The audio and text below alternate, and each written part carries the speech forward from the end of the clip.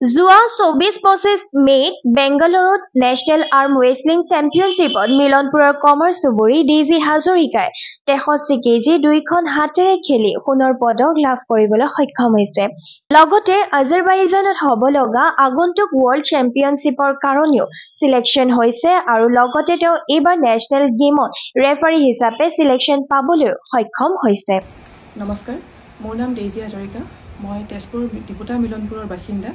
মই এগৰাকী পাঞ্জা খেলুৱৈ। মই ২০১৭ত নিজৰ ডিষ্ট্ৰিক্টৰ পৰাই খেলা আৰম্ভ কৰিছিলোঁ। তেনেকৈ মই আগবাঢ়ি ষ্টেট, নেশ্যনেল, ইণ্টাৰনেশ্যনেল লেভেললৈকে খেলিবলৈ সক্ষম হ'লোঁ। ২০২২ত মই মালয়েছিয়াত এছিয়ান চেম্পিয়নশ্বিপত ভাগ লৈ মই ২খন হাততে অসমৰ লগতে ভাৰতবৰ্ষৰ কাৰণে গ'ল্ড মেডেল আনিবলৈ সক্ষম হ'লোঁ। এইবাৰ মই যোৱা ২৪-২৫ মে' ২০২৫ বৰ্ষৰ নেশ্যনেল আৰ্ম ৰেচলিং চেম্পিয়নশ্বিপত পুনৰবাৰ ভাগ লৈ মই অসমৰ কাৰণে পুনৰবাৰ আকৌ ২খন হাততে গ'ল্ড মেডেল আনিবলৈ সক্ষম হ'লোঁ। আৰু লগতে এইবাৰ পুনৰবাৰৰ বাবে মই প্ৰথমবাৰৰ বাবে মই এইবাৰ ৰেফাৰী পৰীক্ষা পাছ কৰি নেশ্যনেল লেভেলত মই ৰেফাৰী কৰিবলৈ সক্ষম হ'লোঁ।